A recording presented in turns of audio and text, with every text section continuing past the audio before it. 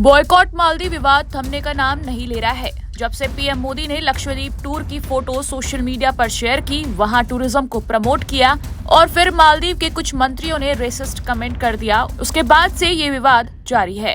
इस बीच मालदीव को लेकर तमाम तरह की खबरें सामने आ रही हैं। खबरों के बीच मालदीव को लेकर हैरान परेशान करने वाली खबर सामने आई है।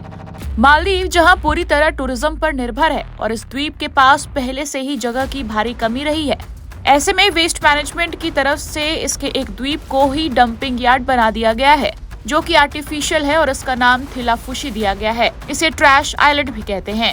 मीडिया रिपोर्ट के मुताबिक मालदीव का 80% से ज्यादा हिस्सा समुद्र से केवल 1 मीटर ही ऊंचा है। वहीं ये द्वीप देश का अकेला ऐसा हिस्सा है जो पानी में सबसे ऊंचा है, जिसे थिलाफुशी कहते हैं, मतलब कि कचरों का द्वीप। 90 के दशक में मालदीव में टूरिज्म तेजी से बढ़ा और यहाँ भारत समेत चीन और कई देशों से टूरिस्ट आ रहे थे। इन्हें 5 स्टार फैसिलिटीज दी जाती थी और इस दौरान कचरा पैदा होता था।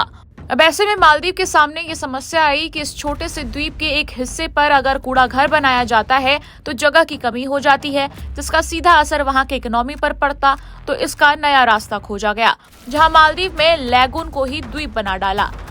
ये समुद्र या नदी के करीब की उथली जगह थी जो राजधानी माले से कुछ ही किलोमीटर दूर थी। अब क्योंकि माले से ही होते हुए टूरिस्ट बाकी जगहों पर जाते हैं, इसलिए सबसे ज्यादा कूड़ा भी यहाँ पर पैदा होता है। तो इस तरह के लैगून को ही द्वीप बना दिया गया, जहाँ कचरा जमा होने लगा। लेकिन करीब 124 एकड़ में फैले इस नकली द्वीप का एक और सच भी है। मालदीव अपने कचरे से हिंद महासागर को ही गंदा नहीं कर रहा, बल्कि भारत या उन सभी देशों पर खतरा मंडरा रहा है जो इस द्वीप देश तक कुछ न कुछ एक्सपोर्ट करते हैं। माले स्थित एक एनजीओ ने दावा किया कि पहले दक्षिण भारत से सब्जियां लेकर माले पहुंचाने वाली शिप्स खाली जाया करती थीं, लेकिन बाद में इनमें टूटी हुई बोतलें, मेटल और कार्डबोर्ड भरे रहने लगे, यानी रास्ते में जहाज से कचरा समुद्र में फेंक दिया जाता था। दोनों देशों के बीच बहने वाली ऑर्डर नदी में उस सीमा पर पॉल्यूटेंट्स डाले गए जहां से पोलैंड का बॉर्डर सटता है, जिससे हजारों टन मछलियां भी मारी गईं। बता दें, ताकतवर देश अपना कचरा गरीब देशों में न छोड़ने लगे, इसके लिए एक इंटरनेशनल ट्रीटी साइन की गई, जिसे बेसल कन्वेंशन नाम दिया गया। साल 1979 से लेकर अब तक इस पर 188 देशों ने हामी भरी है।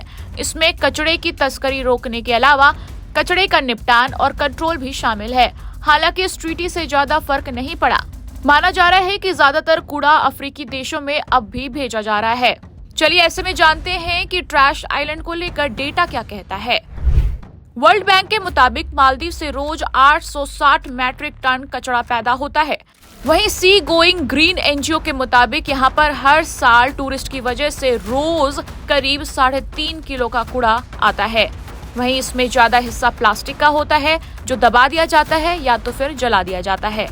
और तो और अकेले कचरा जलाने के कारण इस द्वीप पर 14% से ज्यादा कार्बन एमिशन हो रहा है, जिस वजह से पोल्यूशन का खतरा लगातार बढ़ता जा रहा है। टाइम्स नाउ भारत डिजिटल की रिपोर्ट।